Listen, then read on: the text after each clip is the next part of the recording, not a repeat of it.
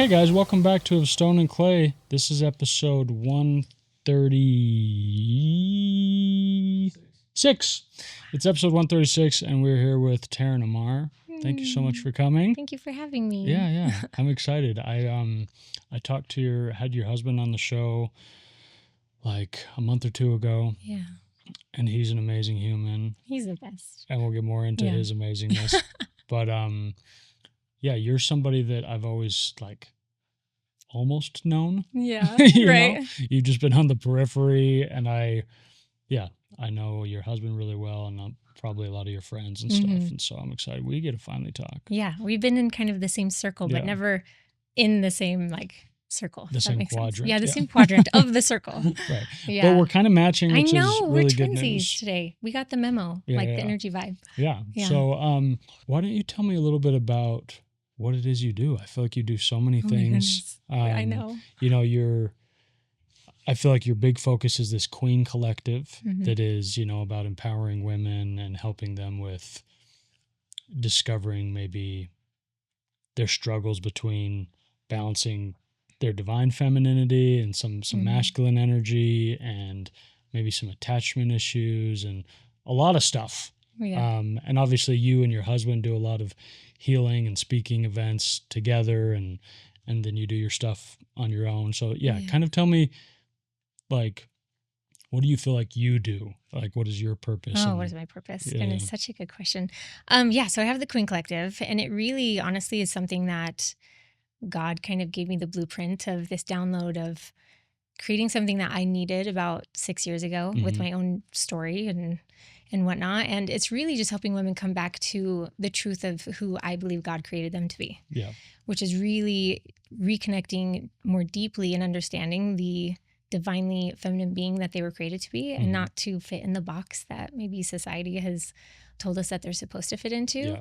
And just doing it in such a loving way and rediscovering just who they are. Because most of us don't really understand that until we go through something big in life. We just women were kind of chameleons. Yeah. And so that's really, it's been so beautiful too. And it's in every area of their life, whether it be love. Most women come to the Queen Collective for love and relationships, which I love. I love love. Are most of these women would you say your main demographic is divorced women?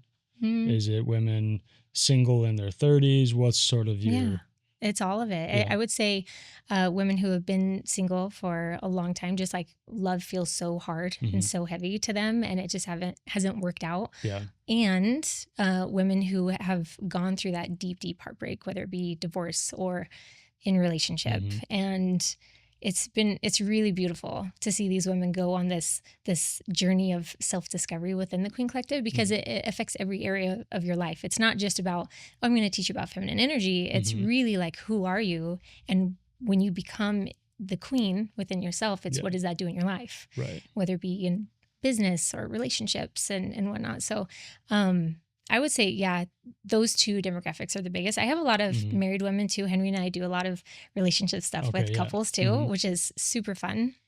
But a lot of my work does really revolve around relationships. That's what most women come to me for. Yeah. They have just the yearning for that at a deeper level. So that's great. Yeah, I know. I love it. That's exciting. Like I said, I love love. That's beautiful. Do you feel like a lot of women... Like you said, I think there's pros and cons to being good at being a chameleon, right? Do you feel like a lot of women struggle with sort of morphing into their partner's personality more so than living within their own personality? Yeah, absolutely. And if you ever listen to Alison Armstrong, she teaches about this, which is amazing. So little boys, when they're young, they know very quickly who they are. They're like, I'm a little boy and I want to play with tractors, or I want to play baseball. But little girls, we look to the world to tell us who we are. We become the chameleon of, they complimented my outfit, and so I need to do more of that. Or, I got a good grade on this test, and so I need to really work hard at this, and I got the promotion. And so women very much tend to abandon themselves to receive acceptance. if that makes sense. It's because I want this connection, I crave this, but I need to be this, or they have the belief that I need to be this though to be acceptable to this person or to receive love or whatever it is that they desire. So I would say the chameleon, honestly, it's actually one of the fear-based archetypes. I teach about feminine archetypes, which are really just a lens to help you understand yourself more deeply. Yeah. And in that, the chameleon definitely abandons herself in a lot of areas, which when you do that, especially, for example, in dating, a woman who shrinks herself to then become the chameleon of, oh, I need to tone it down just a little bit. Yeah. Once she's in a relationship with someone and then she allows her full self to be seen, a lot of the time the person that she attracted at that time can't hold the fullness of who she is. Right. And one of women's biggest fears, that probably the biggest fear that women have that I work with, they have a fear of being too much. Right. For someone to stay. They just want a man to stay and see them in all of themselves and hold them in all of themselves, in the mess, in the beauty, in the playfulness, all of it. And so they'll become the chameleon though up until that point because they haven't experienced it. Right. And when you say too much, you mean overly emotional, overly animated. Yeah. All of it. Overly emotional, too animated, too loud, too spontaneous, too wild, because, society, unfortunately, has taught us certain things about what a woman should be. And so they suppress certain aspects of who they really are, and men too, honestly. Yeah. And so when it's suppressed at that level, and then they try to show up in relationship when they've attracted someone in that shrinking state, they can't hold them in that. They can't meet them there because they didn't attract them in their fullness, if that makes sense. Right, yeah. Okay, let's rewind a little bit. When girls are younger, I feel like, and correct me if I'm wrong, I would love to be wrong, but I feel like in my experience, like the guy friends I have and the male relationships I have, I feel like they tend to have way more hobbies and interests and passions. And not to say that women aren't extremely passionate, but it seems like, they are a little bit more of chameleons. They do what their roommates do. They do what their friends do. Yeah. They do what their husband and boyfriend do. And then, but it can become this pain point because if that's always been their normal, when they're in a relationship, the guy has all these activities and hobbies and things he likes to do, and the girl the guy's her hobby. Yeah. Does that feel sort of accurate? Yeah. Yeah. I mean, that's almost it's a big generalization, but yeah. And it depends on I would say like the wounding around it of, a form of codependency of my life is now revolved around this person and they're my whole life, if that makes sense. Yeah. And so I would agree that a lot of women who have experienced wounding, because they just want to be chosen, they want to make sure that they're protected. And if they're gone, if their protector is gone, it's funny. So the feminine unconsciously always will test the masculine to see if she's still safe because she wants to be chosen. She wants to be chosen, not just in a relationship, but even like the little things of, I want to be chosen over your job. I want to be chosen over the hobby. I want to be chosen. Does she test? So unconsciously, it's like these little things. She doesn't even know she's doing it. And Henry he's a great example. He's so aware of when I get into a state of, basically it means that she just doesn't feel safe in some way. Yeah. So it can show up as little things of trying to control certain things or getting busy around the house, or maybe the text message that doesn't make sense. And so it's like, where did that come from out of left field? But it's just, she sees a lion or a tiger there and she's seeing if her protector's still going to show up to protect her. Okay. Yeah. I read somewhere that a lot of times women will subconsciously pick fights in the early stages of relationships because they want to make sure their partner isn't going to be violent, isn't going to overreact, isn't going to be, this scary person. They want to know that they're safe, but I don't think they even really know why they're doing that. No. And guys don't either. So they're just like, why is she picking fights? Yeah. What's her deal? Yeah. And the feminine, it's so good because it's so true. Women, they don't know that they do it. And just like men have behaviors that they don't understand, like the masculine has the same thing. Right. I know you don't, of course. Yeah. But women, you'll hear women say, I don't know why I do this. Mm-hmm. Why do I show up this way? Or why did I do that? Or why did I get so anxious about this?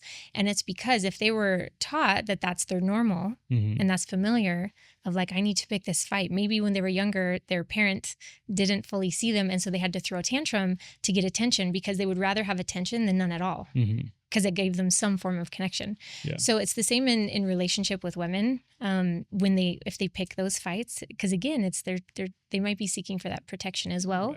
Right. And with that said, though, because this is all like trauma behavior patterns, mm-hmm. and we have to remember that trauma is an explanation and understanding, but it's not an excuse. Right. So even with those in relationship, that's where she gets to go lovingly do the work. And that's what a lot of the work that we do in the Queen Collective is to understand the why behind these behaviors to get to resolution of it. Mm.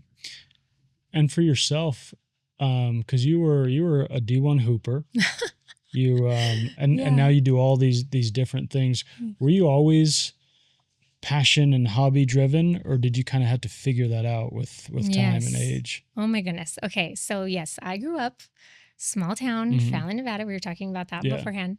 And I've always been the tomboy because I thought that so much of my value and worth was tied to my performance. So I was the athlete. Like I was recruited for basketball, softball, golf. I used to rodeo as the 1997 Fernley Junior Rodeo Queen. Ooh, okay. Right? Big deal. Okay. Big deal. But no, it was constant achievement and accomplishment, because to me, that's what gave me connection with other people. And it gave me that's where all of my worth and my value was tied. So then I went to college, played college basketball, and I always say that was the best and worst experience of my life, because I got there and I had no idea how to understand these actual emotions that were really big and really scary coming up in my life. Yeah. And so that then led me into this, okay, well, I just want to get married and I just want to be saved and find my Prince Charming. And that led me into an 11-year relationship that my person that was supposed to be my protector, who was supposed to be my safety, who was supposed to be my everything, pulled a gun on me and my sleeping 5-year-old, and he held it 2 feet in front of my face. Wow. And he told me that he was going to kill me. And of course that was an incredibly scary and traumatic situation. It also was a moment that set me free into really discovering more about myself and discovering, what life is, and deconstructing what love was and deconstructing who I was, to really then understand, oh, my whole life has been tied to performance. Yeah. And my value is so much placed in that aspect. So help me understand. I hear a story like that and I think to myself, you're such a lovely human. How do you wind up with somebody that would even have the potential to do something like that? Great question. And are there not signs that this person is unhinged before that? Or were you so wrapped in it and that was the only way you felt validated being in that relationship that you ignored a lot of red flags? No, it's so funny. I love that you say that, because so many people will go straight to, well, how did you heal from the gun situation? How did you heal from that? And I said, my question was, how did I end up there? Right. How did this happen? That's what I wanted to understand. Because you do have to, like you said, trauma is an explanation. Right. It's an explanation, but it's like, it's still helpful to be like, how did I get here? Yes. Yes. And not to put blame on yourself, but to just clean your side of the street and be like, yeah, how did I end up with a psychopath? What's my problem? Yeah. Yeah. No. And it all came back to, I abandoned myself for so long for the sake of seeking connection through a very unhealthy way. And really compartmentalizing who Terrin really was. I didn't know who I was. All I knew was performer, athlete, achievement. I was kind of the same way. Yeah. I just grew up playing sports and that was the easiest way to get validation and to feel good. Yeah. And I also loved it, I'm sure like you did too. So it was like, what else is there? Exactly. But it's hard because when you're younger, you're like, I guess I'll just play sports forever. But it's like, unless you're a professional athlete, and even then that's only going to last so long. So it's like, what happens after that? To just keep achieving in some other field.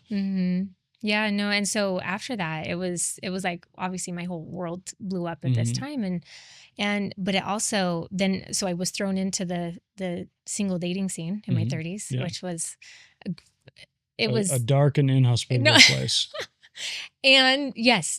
And I look back at that and I cherish that time so much because I learned so much about myself. Right. I learned all of those behavior patterns that I had in the past. And you had 2 kids. I had 2 kids. Yeah.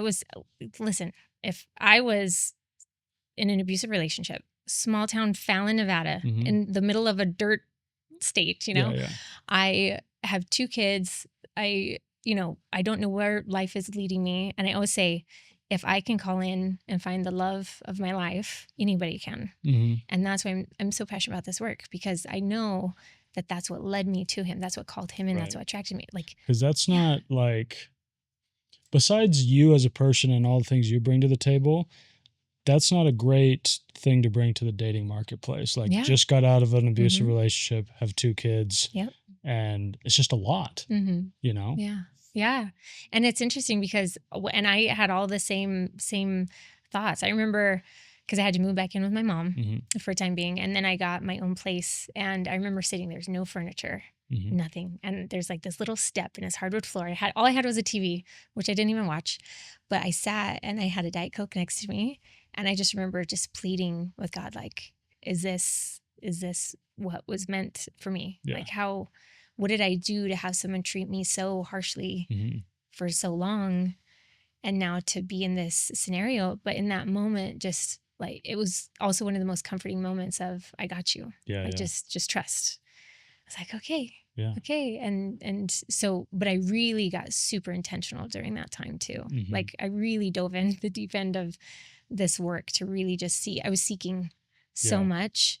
I entered the dating world in a very anxiously attached. I'm like, somebody just love me. I just want like anyone, like someone could show me any form of attention and I'd be like, oh, he loves me. Right. You know, because I had been so deprived of it for so long. Like, if you know that that's what happened at the end of that relationship, just imagine 11 years worth of that. Right. So, but it felt so just not good being in these relationships where it was just completely anxious and so much just tension in my body. And so then that's what got me curious about it. And I set an intention, very clear intention to like peel back the layers. And it was a really beautiful journey looking back now. Yeah. Yeah.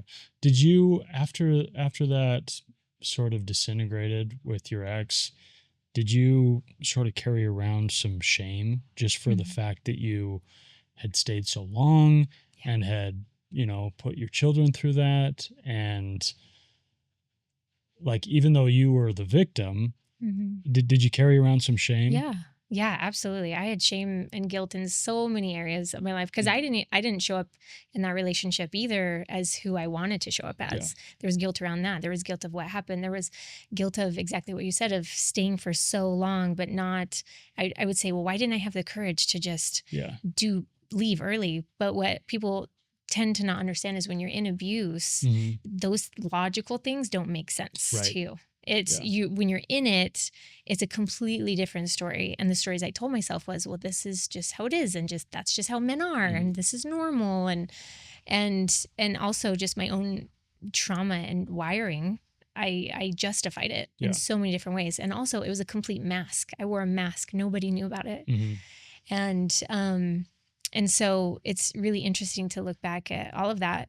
And now the other reason why I love this work is I can look back and have so much compassion on that little girl, because at one point I was just wanting to be loved. Yeah. And I developed all of these behavior patterns to get me love in a very unhealthy way, or what I thought, my perception of what love was, but it wasn't that. Yeah. And I also know that for him.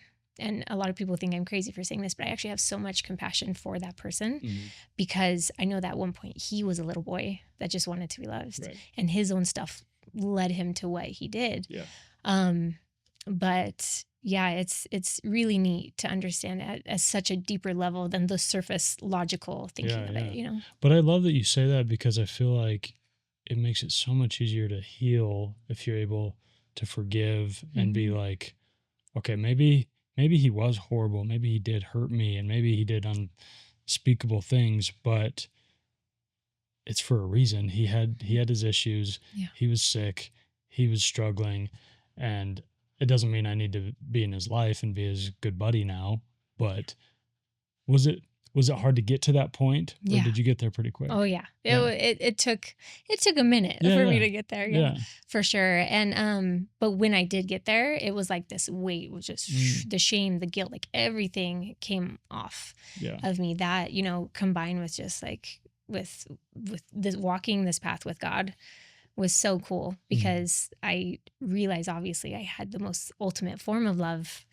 I hadn't experienced it in that way before, of like God literally saying, I got you. Yeah. Like, you're good. Yeah. I'm here. And, but yeah, so it took a minute, it took a while, but that's why I'm so grateful for the process. Mm-hmm. And, I'm not grateful. A lot of people say, well, I'm so grateful for the hard things I went through, and I'm grateful for the trauma. And I don't think anyone should ever be grateful for trauma. Sure. Yeah. I think the lessons. I think we give trauma too much credit. Right. Yeah. But what I am grateful for is realizing and seeing the strength that I already had within me to get through the trauma. Mm-hmm. That's what I'm grateful for, because anyone who survived and gone through it, you actually had to have the strength first to actually make it through it and to be here today. Yeah.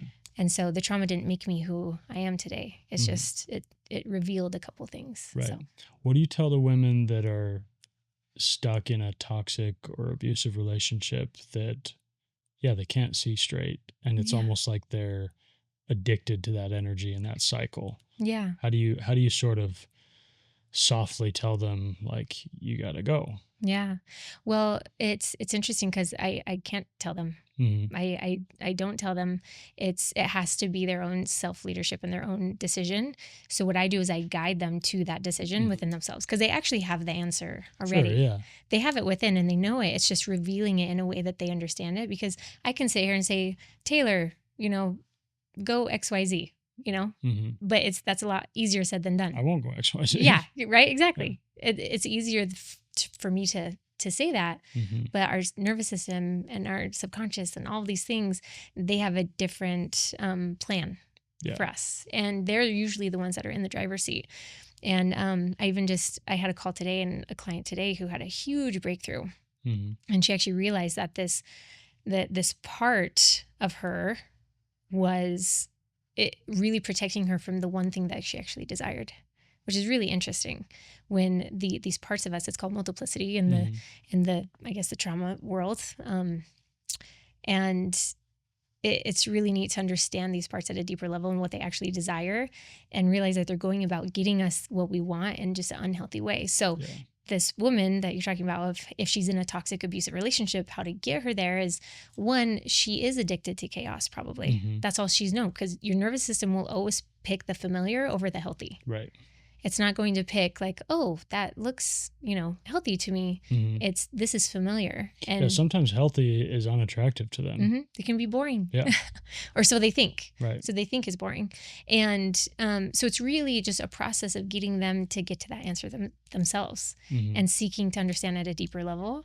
And I've had women there, they've stuck in the constant like situationship of like, but no, and this, and but I'll miss this, and I won't have this, and what if there's no one else? Because they would rather have some form of connection, mm-hmm. in some way, than to not have any connection at all. Yeah.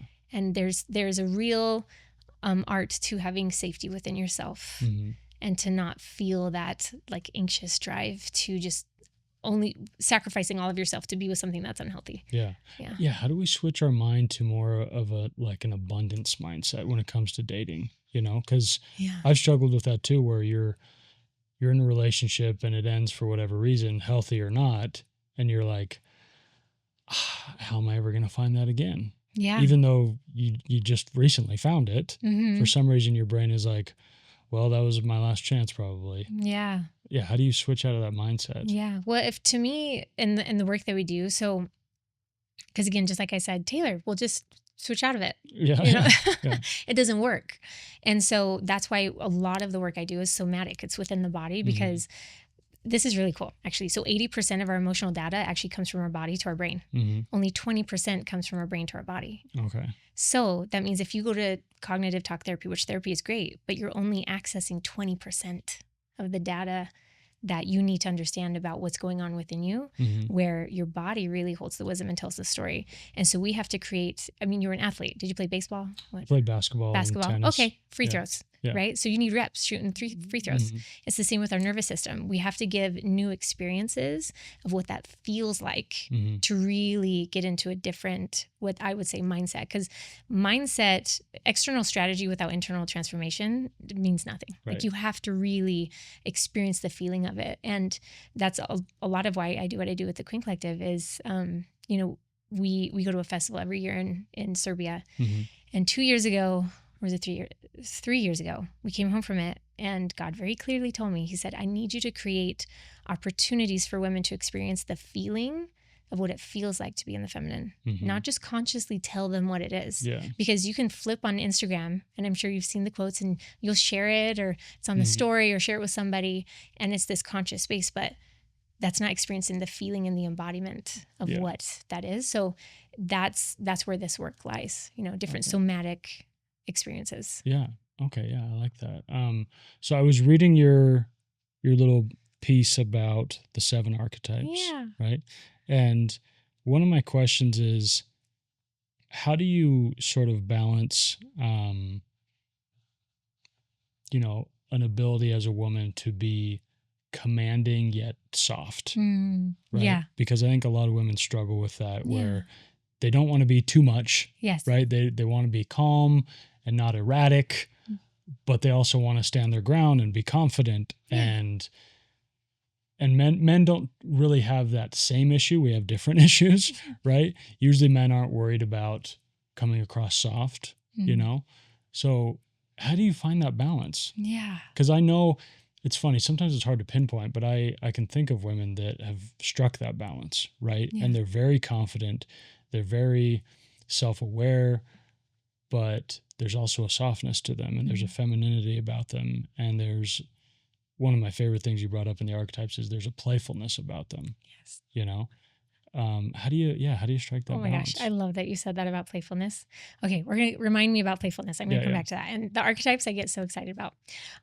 So first off, I would say it's not a balance. It's actually an integration. Okay. So because you're never going to be, so we all have masculine and feminine within us, right? It's not the balance of the two. Because if I'm balanced, I'm going to be like this.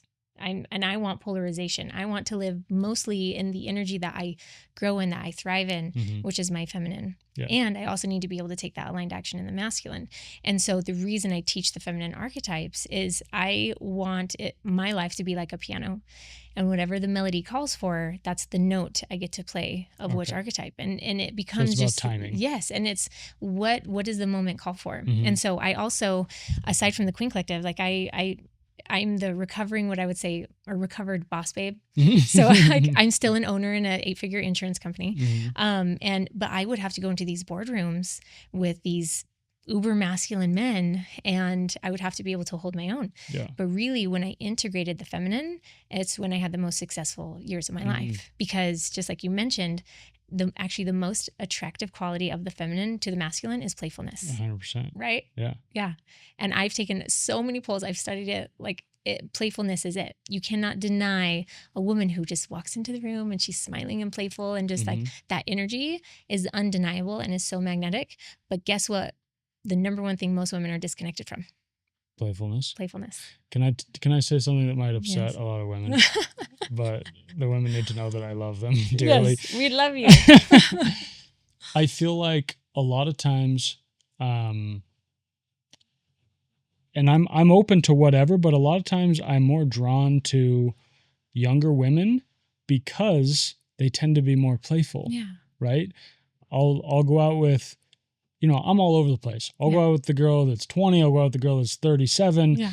And I've just done it enough that I feel like I have the data that shows usually girls that are older are less playful. And so I'm like, it's great that you're more established in your career and you're maybe less naive and you've been through stuff.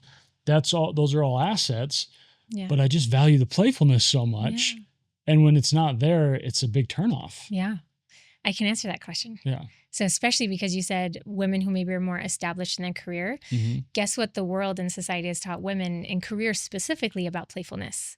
That it's seen as immature. that it's seen as unprofessional, Yeah. that it's seen as these negative qualities, and that's why they've pushed it away for so long. Where younger women, they haven't experienced that yet. They're still in that playful maiden energy is what I would call it, which is beautiful, and they need to keep that. And women who have maybe suppressed it, allowing that to actually show, even in business, playfulness is awesome. Again, when I integrated all of myself and brought that playful energy, it's the most successful I've ever been. So it's just really helping those women understand that it's safe to be playful. Yeah. You know, like their nervous system knows that it's safe because, again, just growing up, at some point they made a decision about what playfulness means to the world and to themselves. And, I think here's another thing I'm curious about. Yeah. I feel like a lot of women might struggle with the line between playfulness and flirtation because flirtation can get them in trouble if they're in a relationship or if it's in the wrong setting or whatever. And so they're like, how do I be kind of fun and jovial and playful, but not give guys the wrong idea?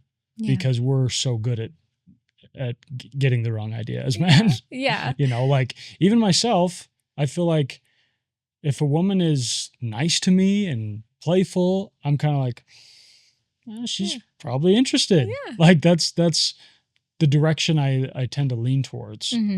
Yeah.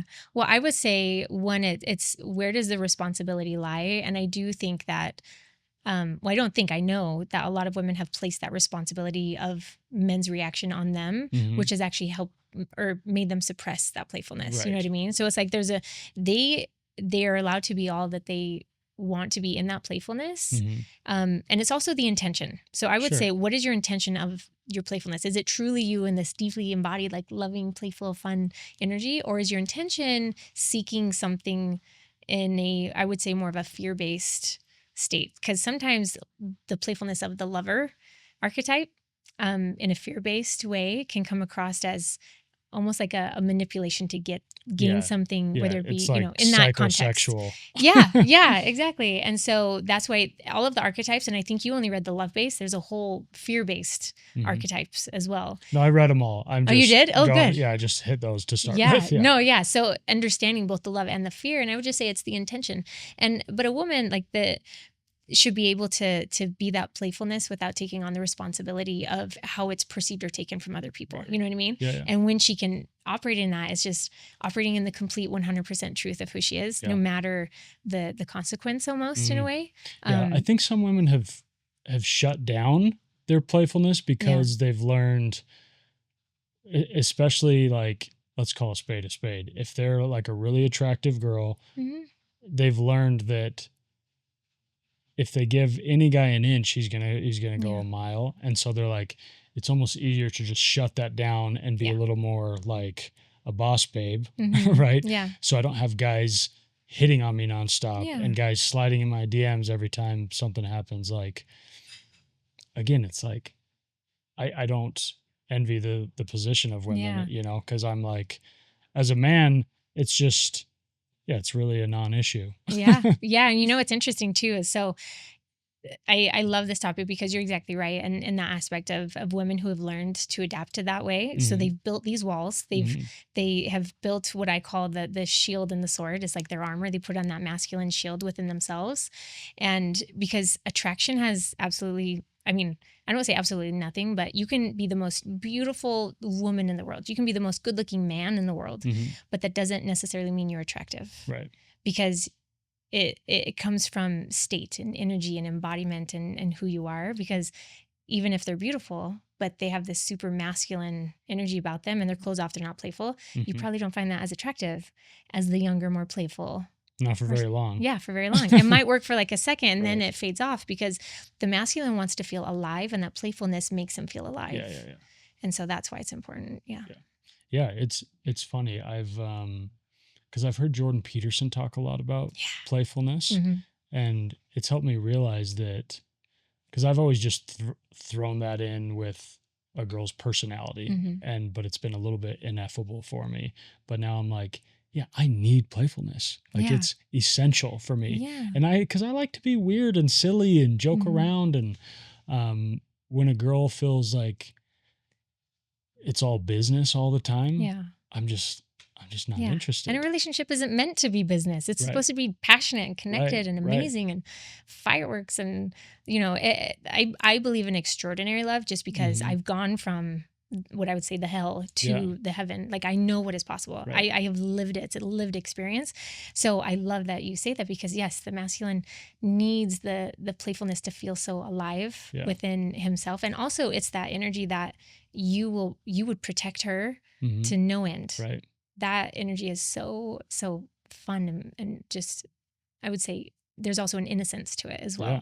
Right. So I remember the last girl I dated that kind of messed up my heart a little bit since, but I remember the first night that I was like, ooh, I might be in trouble here. Yeah.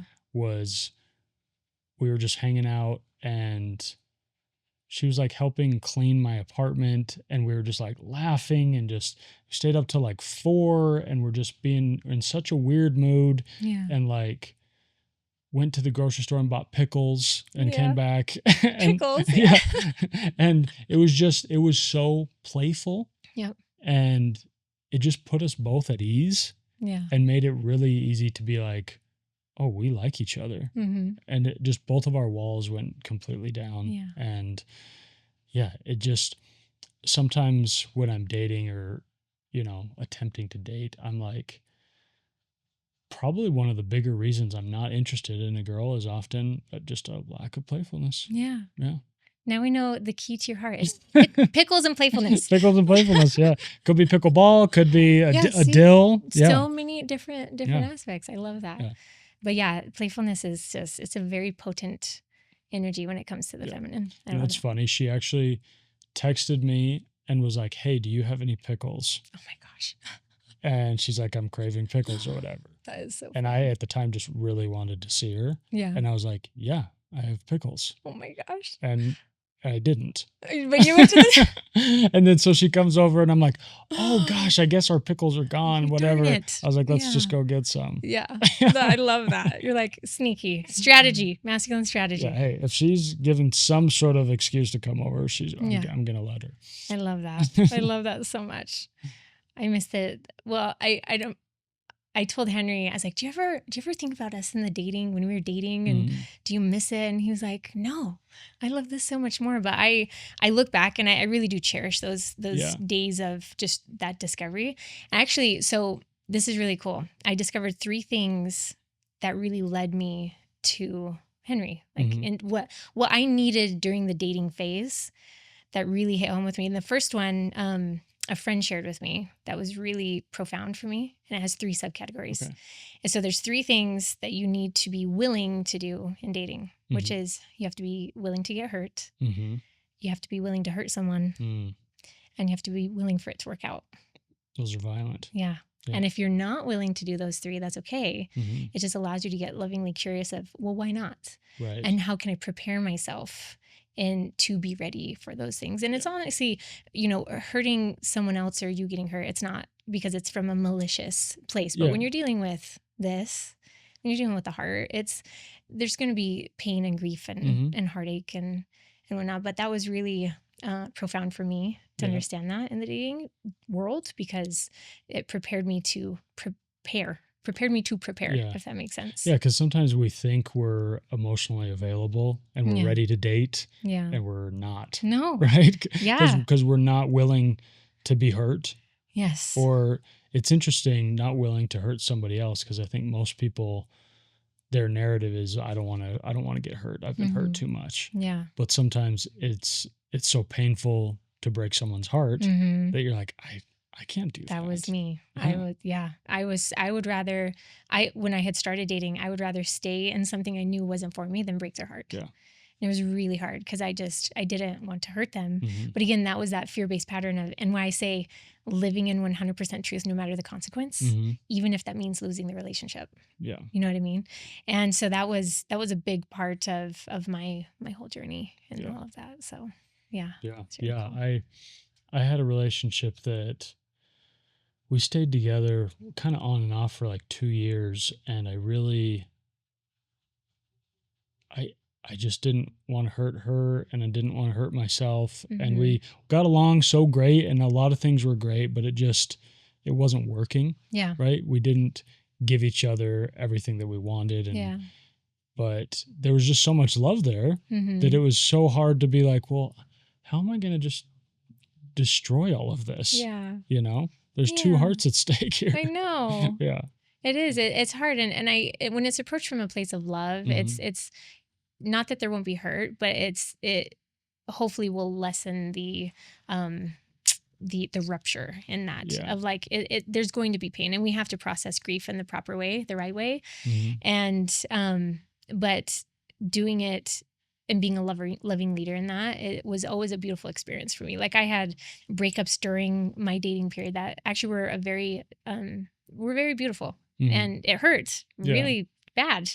But in the long run, and I also now look back with what I have now, I'm like, oh my gosh, like I'm so grateful, because that was it was protection. It was preparing me for what I have. And both Henry and I, we both had those breakups that at the time we were like, oh, this is redemptive love. But now we look back and we're like, oh my gosh, like, thank you, God. Yeah. Like, thank you for, like, otherwise we wouldn't have what we have now, you know, because there's a lot of great, you know, people can get together and have a relationship that would be okay. Yeah. But I know that like what I have now is so rare, and I don't take it for granted whatsoever. And so I'm really grateful for that time. Yeah, we're not in the business of okay. No, we get extraordinary. When it comes to love, like I have no patience for mediocre. Yeah, exactly. That like it gives me the willies. Yeah. You know, because we've all been in like little relationships where you're like, this is fine. Yeah. I got no real complaints. Yeah. But I don't feel alive. Yes. You know, and I don't feel like excited when my partner texts me and when they call me and when I first see them that night. Like I don't have those feelings. Yeah. But sometimes when you're so lonely and want a relationship to work so bad, you're like, well, maybe anything else is just a fantasy. You know? Yeah. So you sacrifice maybe parts of that vision. You might sacrifice part of that. Yeah. Just to have the connection in it. Yeah. I think so many people do that. Oh yeah. You know? So many people. Because most people. Because it's so hard to be alone. Yeah. It's so hard to be lonely and be like, I don't have some crystal ball that will tell me, okay, I'm gonna meet the love of my life in 2 years so I can chill out. Yeah. You know? So you walk around with a sense of desperation because you're like, I don't know if it'll ever come, so I gotta capitalize somewhere. But I'm just of the opinion that I would rather waltz into the grave by myself than to just have some kind of love. Yeah. Do you feel like you're in that space now of like the desperation energy, or what would you say of like? No, I just think those intrusive thoughts enter from time to time, you know, but the truth is I don't have the stomach for that kind of mediocre love. Yeah. Like it makes me sick.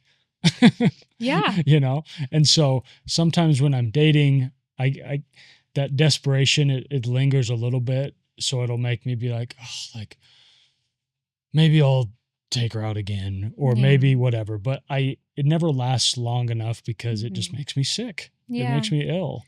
Yeah. But sometimes the problem is for myself is I will often like, if this girl is currently my best option, even if it's not a great option, it feels like, well, no one else is barking up the tree. So this is 6 out of 10, but I don't have any 8 out of 10s over here. You know what I mean? Yeah, I totally do, which is what most people do. Right.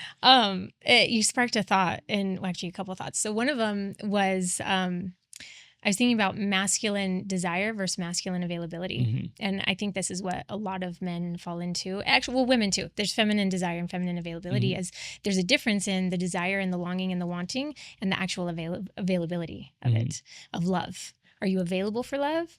You desire love. Yeah.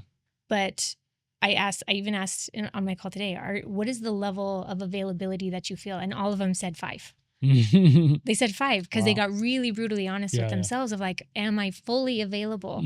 And where's fear running the show? Where's fear running this? That desperation fear that you have, where is that blocking certain aspects of calling in, like that queen that Taylor deserves, right? And so I always get curious about where is the availability within the masculine and the feminine. And also, you know, the feminine has that too, because they will stay. And I describe it in, because relationship is energy. Like, we are energetic beings. And if you have and are entertaining energy from multiple different sources, there's no space for that person to come in. Right. Like the women that I work with, if they're entertaining all of these men that are not for them, even if he wanted to, he couldn't step in because there's no space for him to lead. There's no space for him to choose him. And, you know, for me, right before I met Henry, I really got intentional. I wanted to create space lovingly, not maliciously or anything like that. I was open to receive him, but I was doing an audit of where am I sacrificing? Where am I letting fear still creep in a little bit? And how's that affecting me and what I truly desire, like that epic love. You know what I mean? Yeah. I'll tell you where some fear has crept in a lot of years of my life. I feel like I'm doing better now, but I feel like there was a lot of years where I was pretty insecure about my ability to provide for a woman. I was just trying to figure out my life and my career, and I was just kind of, for lack of a better phrase, I was just kind of a starving artist. You know, I was writing books and waiting tables, and I just felt insecure about it. And so if you asked me, I would be like, oh, I'm 10 out of 10 available, but I was operating with a decent amount of fear because I was like, at what point is a girl going to find out that I don't have a great credit score, you know? And so because of that, it was easier sometimes to not go for the type of girls I really wanted, you know, but to go for sort of the lower hanging fruit, because I'm like, they'll be fine with a negative credit score. You know what I mean? Oh yeah. And masculine providership, right? But I will tell you this, Taylor, you have the ultimate providership in the one area that women desire it the most. And that's safety. Like emotional safety. There is nothing like having a man hold you and say, everything's going to be okay. Yeah. I got you. Yeah. Like that is a superpower that you have that most men, I would say, don't, or they're at least trying to cultivate that more so. Yeah. Because most women make their own money today, honestly. Like when I met Henry, I didn't need money or anything like that. But I will tell you this, I would sleep under a bridge with that man. Right. Like when it's truly your person in that aspect, that providership there's the vision of the providership that they want in that aspect. If you create the vision and the self-leadership in that, you know, that's a different energy. But the emotional safety that I know that you already provide, like just me sitting here, I feel so safe with you just talking to you. Like I know that within relationship, there's so many women that's what they desire the most. And I don't even have that big of muscles. and you can be so safe. Exactly. Right. I love it. Yeah. You're like, I work out these muscles. Sure. Yeah. I work out my emotional muscles. Tell me a little bit more about how things came together when you met Henry. Let's hear about our dearest Henry. Our dearest Henry. Yeah. Like how we met. What state of mind were you in when you met him? You know, you had somewhat recently gone back into the dating market, or had it been a while? I had been in the dating market for a while, and it was the journey. It was the up and the down, and whoa, this is what this is. So So when you met him, were you sort of? It's funny. Me and my buddy, we call it. There's 4 stages of availability. Yeah. You want to hear them? Yes, I do. So we say stage 1 is that person is fully unavailable. They're in a relationship. Yeah. They're married, boyfriend, girlfriend, whatever. Unavailable. Yeah. Irrelevant. Stage 2, they're out of that relationship, but not really over that person yet. Yeah. Okay. Oftentimes they think they're available. They're back on the dating apps. They're out there, but not very available. Yeah. Stage 3, they're finally over that person, kind of single, ready to mingle. Stage 3 is the money. And then stage 4 is they're starting to fall for someone new. Right. But they're so they're not really available to other people, but they still might be going on dates, might be fielding other options, but they're not really available to them because they've fallen for somebody new, right? Yeah. So me and my buddy always talk about how the misnomer is that every single person you meet is in stage 3, right? Because that's your assumption, because you're like, well, they gave me their phone number, right? But I would argue that most people are in stage 2 or stage 4 when you meet them. Yeah. So what stage were you in when you met Henry? Man. I was, I guess, totally stage 3. Nice. So when I met Henry, oh my gosh, like even the story of how we met is so itself divine. Is a miracle. It was. To find a beautiful, accomplished, awesome girl that's in stage 3. Thank you. Is a miracle. Right. Same though for a man. Like we call it divine choreography of how we met, like honestly. And there was divine detours along the way. Mm-hmm. Like we had to take the detours to get to each other. Oh, I've hit some detours. Right? Yeah. And so, but the divine choreography, when you look at the whole picture, is crazy. Even how it aligns. Do you want me to give you the mini version of how we met? Because it's not like. Give me everything you want to give me. All the things. Yeah. Okay. So the year that we met, which we didn't know each other, mind you, I'm in Nevada, he's in Utah. Yeah. We both at the same time though had gone through these relationships, breakups that kind of like ripped us open. And we both were just like, we want to figure out what does God have in store for us? But I'm going to tell this from Henry's perspective. So Henry went away to someplace very sacred and he turned his phone off for 3 days and he went back and forth to this place just to like, okay, God, speak to me. And he kept seeing the symbolism of a peacock. And so he walked into this building. A guy was wearing a tie that had a peacock on it. He saw this other guy. His last name was Peacock. He looked on the wall. There was a mural of a peacock. It was like everywhere. He had a playlist on his phone. It was 18 hours of music. The same song with the same cover came up every third song. It was a peacock.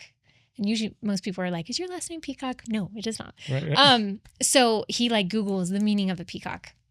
And he thinks he figures it out and whatnot. So this is in like January, February of that year. Fast forward, we both go through the dating world, learn a lot and whatnot. And this comes to October of that year. And Henry meets with his friends and they're just like, we think you're going to meet your person just doing what Henry does. Mm-hmm. Like in your mission and your purpose and speaking. And she's going to see you speaking. Mm-hmm. And that month is a month that he like really dove into the work very intentionally and had a major breakthrough and whatnot. But at the end of that month, our friend, her name is Carmen. She's amazing. She is the most in tune woman I've ever known in my life, to the point that Henry was about to sign a contract that nobody knew about but me. He went to sign it. She texted him and said, are you about to sign a contract? Don't sign it. Like that's how in tune she was. So Carmen calls Henry and says, Henry, I feel like I need to tell you about the peacock. Mind you, this is like 8 months later. And he's like, well, you're 8 months late, but tell me about the peacock. And so she said, well, the peacock is the bird next to God's throne, and God gave it gifts, which are its feathers. And its job is to use its gifts. So what does a peacock do? Is it spreads its gift. Mm-hmm. And she said to him, by the way, by the end of the year, you are going to have a girlfriend. She will know your mission and purpose. She will have heard you speak, and she's going to look like the Little Mermaid, which I'm a redhead. I don't know if you can tell, but, and he was like, well, I don't know if I believe you, Carmen, but I'll take it. And so, mind you, he also had a big breakthrough right around that time. So 2 weeks later, he's on Mutual, a dating app, and it logs him out completely. Yeah. And so he has to log back in, create a whole new profile, which bumped out his parameters. Because again, I'm in Nevada. I'm 800 miles away. Yeah. Had he only just got on there, he would have only seen like 20 minutes. Yeah. So we got back on there, and he's funny because he's like, I had new pictures. So I feel like God was like, you need new pictures on your profile. So, so he gets on there. The first picture he sees is me. Mm-hmm. But he doesn't like do the whole swipey thing. I don't even know how it works, but he didn't do the swipey thing, but it had my Instagram handle. So he goes to my Instagram, sees my story. It's this hilarious, playful, fun story. Mm-hmm. And then he messages me there. Now this is the kicker. So that's his side. What's crazy is I had been following him for 5 months. I had heard him speak on social media. I knew his mission and purpose. I knew who he was, and I am the exact description of what Carmen said. And also, I didn't have Mutual, the app, on my phone. I had deleted it completely. So had he reached out to me on there, he never would have. He never would have found me. Yeah. And there's other cool intricacies of like, I had never posted on my story. That was the one day I had posted on my story, and it was super funny. And all these things just aligned to that divine meeting. And for me, on my side, to answer your question, my long answer to your short question was, I had 2 weeks earlier, actually 3 weeks earlier, I had just gotten to this state that I was just like, okay, God, it's you, me, and my girls. I am here. I am with you, and I'm open to receive a man if you have him for me. I had my non-negotiables, and sure enough, 3 weeks later, Henry just showed up. Yeah. And then Henry had his own breakthrough on October 26th, and 2 weeks later is when we met. So that's I was very much in stage 3, and so was he. Wow. Yeah. So that's so rare to find two people like that are both in stage 3. Yeah, stage 3. This is your man code. I love the man code. Because a lot of times, you meet somebody and it's an amazing connection, but they're just still getting over an ex, and they're not quite healed, and they're not quite ready, or they like you, but they're further along with somebody else. Yeah. And so the timing can just be off. Yeah. And I think that's where also this energy of like creating space and even, asking yourself of like, okay, what residual energy do I have that might be preventing me from moving forward with someone else? Like those are the questions I was asking myself, that I really had to create the space for my king to arrive for me. You know what I mean? So how did what was a part in your early relationship where you're like, I might be falling in love with this guy? Oh my gosh. You know what's crazy? Okay, so our first date was I was in Vegas for work, and we had our first date and whatnot. And mind you, my history of abuse, dating. I never would have said this. I have a text message that we showed at our wedding, and I text my mom and I said, I just need to document this in case it happens, but I may just marry this man. Like it was crazy. Yeah. Like it gives me goosebumps. But that's what I mean is I know what it's like to be in a place that it feels like there's no hope. Again, small town, baggage, like all these things. If this can happen for me, I know it can happen for everybody. It's just, and because I never would have said that. I never would have said, I'm going to marry this man. Yeah. And then sure enough, it happened. Right. So as a single mom, let me ask you this question. I feel like a lot of single moms, they have a hard time showing their femininity because they need to kind of be both. They need to be feminine and masculine. And so they're hard to date because they're so just in mama bear mode. They're like, me and my kids, it's a package deal. And I'm like, yeah, no, I get it, but I'm just trying to get to know you. I'm just trying to see if I even like you. And you're telling me you're just telling me all these things about being a mother and stuff. And I'm like, that's great, but let me get on board first. Yeah. you know? No, absolutely. I mean, and that's, again, total fear of mine of my fear was exactly that, of who would want me in this phase. And when how old were your kids at the time? At the time, they were 7 and 3. Okay. When we met. So they were pretty. It's a big ask. Yeah, very big ask, especially with the history behind it and the hurt behind it. And I very much approached all of it in flow, no force. Like when you try to force something, the feminine energy doesn't force. And you're right that single moms have a hard time with that because they have to be both all the time. But again, it's the integration. It's not this or that. Right. It's integration of the two and being able to flow between it.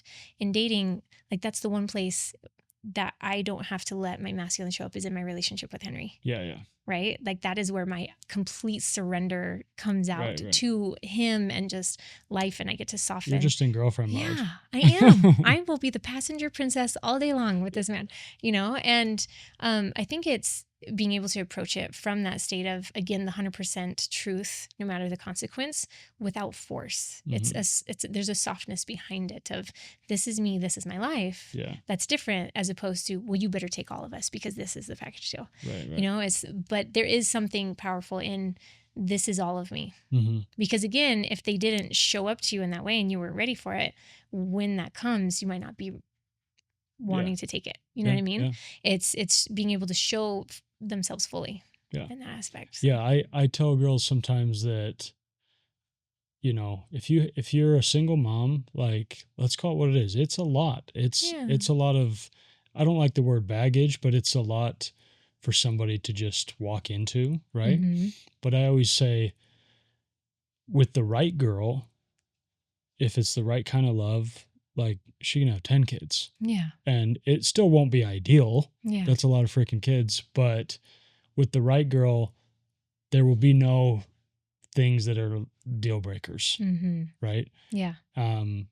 But if there's other things that aren't there, it's easy to be like, oh, well, she's got 2 kids. That's tough. I can't deal, you know? Mm-hmm. But because I've often thought like, oh man, I don't want to say it's a deal breaker, but man, it's dating a girl with kids is something I don't know if I'm up for the challenge, right? Mm-hmm. But then I've looked at a couple of my exes that I would have done anything for, and I'm like, if they had kids, I wouldn't have cared at all. Yeah. I would have been obsessed with those kids. Yep. You know? Because the foundation lies in the relationship of you two first. Yeah. That's exactly. where it lies. And that's really what even mine and Henry's relationship, we focused on us first because everything else will work itself out. Right. What's meant to be is going to be in that aspect. Yeah. And if you have 2 people that are willing to grow and they're connected, you're right. Like I guarantee you, and when your woman even if she has kids, the woman, your queen that shows up in your life, you will become the greatest protector of those kids because you protect her as well. You're with her in that. And it just activates a different part of you that hasn't been activated before. Yeah. The same thing happened with Henry. So it's really cool. What is your absolute favorite thing about Henry? Oh my gosh, Taylor. One thing, gosh. I mean, if I say all of them, we'll be here for like 7 years and 3 months and 5 days. That's a really long podcast. No, just kidding. Oh man. My favorite thing about Henry. I just smile when I think about him. There's so many. I'm gonna have to name more than one because there's just so many. He's from day one been the protector of my heart. It's like he showed up as this guard to the gates and was like, hey, you don't have to protect this anymore. Like I got you. I got this. He is the most joyful, amazing, powerful, spirited man. His mission and his purpose, like he's a man who walks with 1 foot in heaven and 1 foot on earth. Like he is just this powerful, amazing being that isn't here for a mediocre life. Right. He is just, I love seeing him in his mission and purpose. Mediocre is not where he swims. Right. He swims in the extraordinary. And that's really, to me, what has built just the love that we have. He is so wise too. He's one of the best communicators I've ever met or witnessed in my life. He's everything to me. He's just my total king. And I said it before, I would sleep under a bridge with that man. I would follow him to the ends of the earth. He's just everything. Yeah. And I love hearing that so much because I think, and obviously not everyone's able to articulate it so well, but sometimes I'll ask people about when and where they met their husband or what their spouse, and they tell me, or I ask them, you know, why do you guys click so much? What do you love about them? And they'll give me just sort of, they're fine answers, but I don't like them because I'm like, I don't see the passion in your eyes, and I don't see like from you didn't even need to say anything. I could see in your eyes like how much you care about him and how important that relationship is. And that's everything. Yeah. You know? He is everything. He also he elevates me. Like at no point has he ever tried to diminish me or he's always just like elevated me in whatever way. He wants to see me succeed and he loves me. He is a master at loving me. I'm like, you need to write a book for men on how to love women, right? Like he is just and I try to do the same for him. Like we're constantly just learning about each other and the best ways to love each other and to help each other win in that. And even in dating, we did that. Right. I mean, there's so many things in the dating world of like, oh, don't text back so early and don't do this, don't do that. We didn't do any of that. Like I want this man to win. I want this man to succeed. I want to help him succeed in loving me. And he helps me succeed in loving him. And we still do that in our marriage today. And we're 5 years in now, and it's beyond like anything. I truly, Taylor, I could not describe or write down even close in 2 words, even the most beautiful words, what being married to this man is like and what our relationship is like. It is so, there's purpose behind it. There's a divine, like sacredness behind it. Yeah. What have you learned about love that you didn't really realize when you'd first gotten married, that at this point you're like, wow, like love has, transcended or grown, or it's done things I didn't know were possible? What have you learned about love as you guys have evolved together? Yeah, that love sees you in the depths of everything. Love sees all parts of you. Love, it's an all-seeing eye. All-seeing, yes, every part of you, and still loving you and accepting you and even just pouring into you. Like loving, like when we got married, I didn't think that I could love this man any more than I already did. Yeah. And even now, like every day, it's more and more, and love is just, I mean, love is the healer. Love is it because you love him more because you've seen more of him? I think we did a very good job of showing each other right off the bat of who each other were. I think it's how he continues to show up so consistently for me, and the way he lovingly leads our family. And I've seen him elevate in different ways. So he's evolved, I've evolved in our own individual ways, and then bringing that together. Like it's just, again, helping each other win and succeed is so cool. It's a new, I would say that I didn't even really know what love was until I met Henry. Yeah. Like we think we know what that is. But until you experience it, that's why I'm all about the feel, like the body and the experiencing of the feeling of it. Yeah. I didn't know. I didn't even have an inkling of what it really was. Right. And now I'm like, oh, like that's what love is. That is, and it's in union with God. Like having a relationship that is so centered around that is it's awesome. It's so powerful. Yeah. Yeah. What would you tell, if we can go back a little bit, what would you tell like sweet young Terror Bear about, when you were in the throes of that abusive relationship? What would I tell her?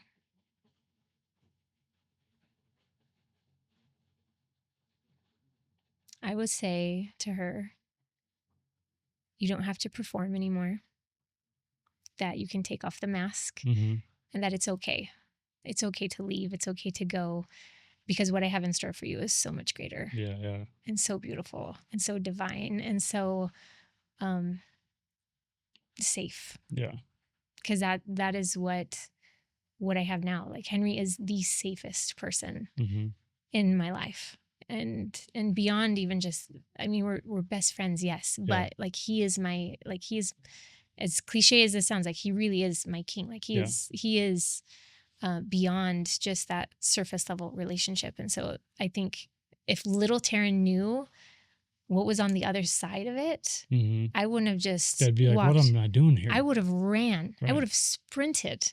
And that's what I tell the women that I work with. I wish women knew how quickly things can shift. That shifted for me. Like right before I met Henry, there was just a couple weeks. It took a shift like that. Yeah, yeah. It doesn't have to be this, it's going to take me 10 years to call in a relationship or whatever. And maybe it does. Maybe that's the journey that you're on. Right. But it also can happen so much quicker than we think it can. Yeah. So, gosh, wouldn't it be great if somehow we could have our future self come visit us? Oh my gosh, it'd be so awesome. I would have like my little pigtails like, from back in the day. I'd go visit her. Right. Well, what if you could even have, 10 years from now, that Terrin come visit you right now? Yeah, that'd be so awesome. What do you think she would say? Oh, she would say to live life in the now, to live fully, and to be fully you and expressed, and to just love. Yeah. Like continue to love. because that's one of the things that was a goal of mine, is I just want to become the embodiment of love. Yeah. That's and whatever great goal. Whatever it is, and in the work that I do with my kids, with my husband. And so I think that that's for sure what she would say, is live in the now, because what I have in store for you is so awesome. Yeah. It's so great. I love I'm it. so excited. Yeah. It'd be so interesting to be visited from future self. I know. And just like be able to hug yourself. And oh my gosh, it'd be so cool. Yeah. I would love that. I love that. What was it like to become a mother? It's something that I'm going to struggle to ever accomplish, being a mother. And so, right. it's just, it is such a different thing than being a father, because, you freaking grow that child in you. Yeah. And it's such a weird, magical thing for women. Yeah. What was it like for you when you first had your first child? Oh man. I mean, there's so many, even that question, I'm like, there's so many things that come, because it wasn't just becoming a mother. There was so much at play during that time. Yeah. But it's really, this is actually really cool, because my brother just had a baby, his first baby, last week. And, it's almost, it's surreal. Like, it's almost like I made you. Yeah. Like, you're real. Right. Like, I know you were in here, but now you're here. It's almost like a dream in a way. And then how it's just helped me evolve and really develop patience. Yeah. And, because if you would have asked me before, I was not a very patient person. And it definitely teaches you patience and a love that is so different and so, again, divine. Because this little human just is a part of you. Yeah. And I have two little girls. I have my little Peyton and my little Jojo, and they both were completely different. And now, like, I get to enjoy being a mother even more that they're 12 and 8 years old. Yeah. Like, it's the evolution of being that nurturer and that mother. It has been really, really fun. Do you see a lot of yourself in them? I do. Yeah. So my little Jojo is like my twin, my mini-me. Everyone who sees her like, oh my gosh, she is so you. And she just like is this bouncy little feminine thing and bounces around. And then my little Peyton is just so creative and so talented. And she is going to change lives, that girl. But yeah, they're very much, they have unique aspects of me. And what's interesting too is Henry's role in their life. Yeah.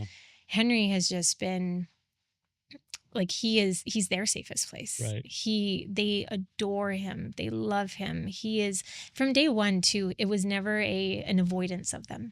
He accepted them. And then not only that, he wanted to help them grow. He's like, what can we do to help them? Because they had been through so much. Yeah. And to have a protector in that way was a completely different energy than I had ever expected and experienced before.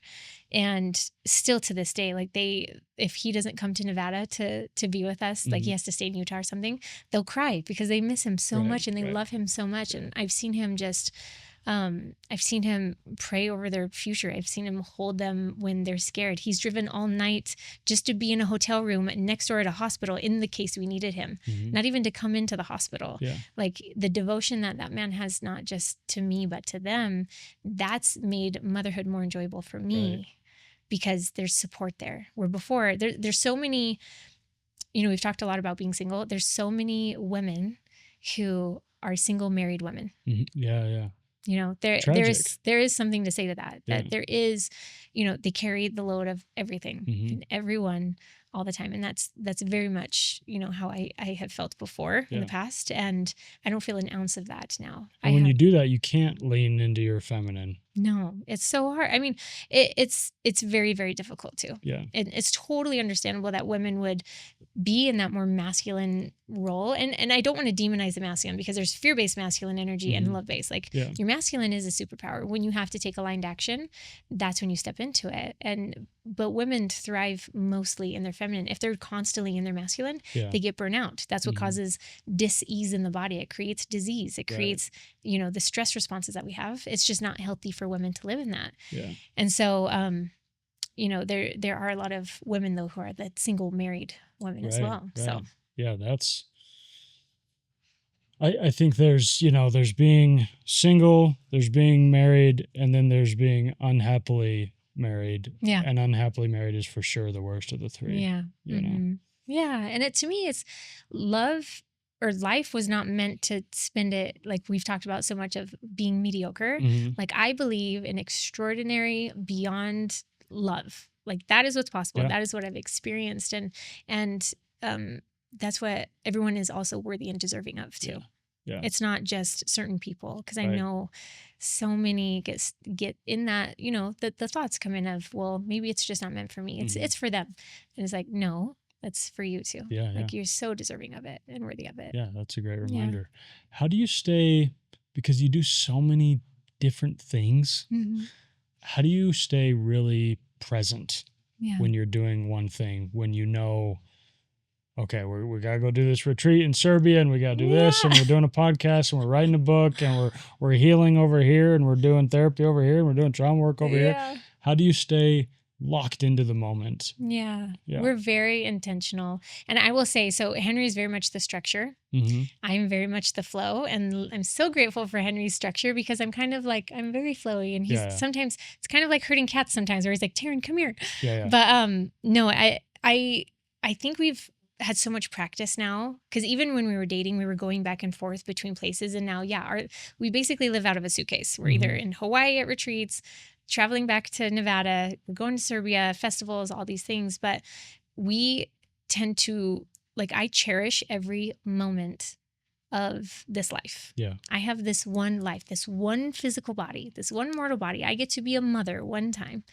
Like, I want to be so present that I don't miss any of that. So I very much set intentional time of, okay, what does this look like? Are we with kids this week? Are we at the retreat? And I think intention in anything that you do is how you stay more present in that.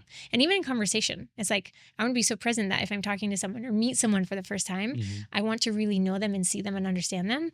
Not just like, oh, hey, nice to meet you. It's, you know, it's having that intention of going into a space like that as well. So, yeah.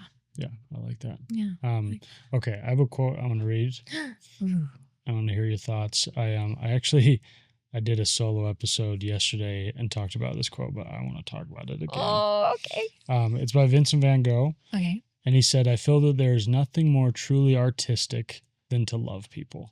It's so good. It's so true. Like, it makes me emotional just thinking about it because it's even loving ourselves that deeply is so important. And love is the healer. Yeah. Love is patient. Love is kind. Love is like all of those just flood into my thoughts when I hear that, because it's also the greatest power. You know, Henry and I have sat with couples where they have everything you could ever want. The houses, the money, billionaires. And one partner has said to the other, I would rather live in a trailer as long as I know that you love me. Yeah. Like, love is the ultimate desire for all of us. And I'm so grateful that I've been able to experience at the depth that I have. Yeah. In so many different ways. And why I'm so passionate about, like, even what I'm doing. I call my job love, you know, in a way. It's beautiful, and it's something that everyone has access to. Yeah. It's not something that you're deprived of or that anyone's taking from you. Love is something that you can freely give to others and to yourself. Yeah. So often. Yeah, so that's beautiful. Yeah. I just don't see really any other purpose in life besides love. Yeah. Like, to me, it all comes back to that. Yeah. Yeah. You know? It does. Yeah. I love that so much. Okay, just to wrap up, I like to see if you have any questions for me. I do. I have a kind of a playful one. Okay. But also a more in-depth one. Yeah. Okay, so where did it go? Okay, so my first one is okay, this is the playful one because I think it just helps. I would be lying if I didn't say that we may or may not have had women reach out to myself or Henry saying, "You're going on the Taylor Church podcast. Like, I have a crush on him." So this is going to be more like, you know, we get to know Taylor at a different level. So this is the question: is if one, what is your favorite ice cream? 2, if you were a flavor of ice cream, what flavor would you be and why? Oh man, this is gonna break some hearts. I'm not a huge ice cream guy. Okay, that's fine. I just never crave it. I'll eat ice cream. Yeah. It's fine. But I tend to go for a more, I'm just not super heavy on the sweets. Yeah. So I'll go for more of a fruity flavor. Like gosh, I don't know. Like I really like, I probably prefer like gelato. Oh, okay. Like a mango gelato. Perfect. Yeah. Okay. I don't know how to describe myself as a flavor of fruit.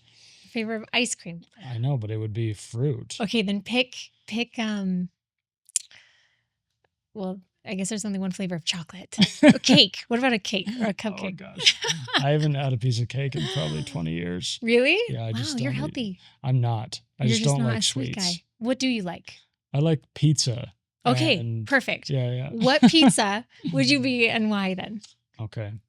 Let's get metaphorical. Yes. I'd be a thin crust. Okay. But a nice undercarriage, a little bit crispy on the bottom, with a little bit of crunch. Yeah. So, I'm easy to digest. I'm easy to eat, easy to chew. Yeah. But there's a tang to the sauce. There's a cheesiness involved. And there's there's a simpleness about it because it's just like cheese and pepperoni. Yeah. Maybe a Kalamata olive. But yeah, pretty basic. I love that. I love it. I love that so much because it's, there's always a little truth in like what we crave. right. That reveals a little bit about us. So I love that so much. What does that say about me? I know. Well, I think that very much like describes you. And I love the part that you're like, there's a cheesiness to it. Like, and there's also like a little, not, it wasn't a spice. There was something else, a tang, a tang. I was like, that's a perfect description. Cause you are like, you have this great, just even like very, safe energy about you. But I also know that there is like the tang, the Taylor tang, right? I love that. Okay. So this was my other question. This is the more heartfelt one. So if your heart had a voice and it didn't have to be strong or spiritual or wise, just honest, what would it say about the weight? Just the general weight? Just the weight. It would say like, when are we going to be done? When is the weight going to go away? And I like how you preface that because I have my spiritual answers. I have my intellectual answers to how to combat that feeling, I guess. But it's just an existent feeling. There's a little bit of heaviness, a little bit of weight to not having all the things you want yet and yearning for them so deeply. There's a weight involved. And so, yeah, if my heart had a voice, it would be like, get this off my chest. Like this has been really heavy for a really long time. And so, when can we get some relief? Yeah. I love that very much. Love the answer. You're amazing. Yeah, I think I have a couple other questions, but they're more, ahead. This is they can be trivial. Huh? They can be trivial. Yeah. Well, this is one that, okay, I'm not going to tell you why I asked these questions because and it might seem odd, kind of like the pizza question, but it's different. Okay. But it's different, and I'll tell you why. So what's your favorite animal in the world and why, to describe it? I've never had animals growing up, never had pets, so I'm not a big animal person. Yeah. But I've always been intrigued by, I guess, the power and like the beauty of like a tiger. Okay. Yeah. Perfect. Okay. So the power and the beauty of the tiger. Perfect.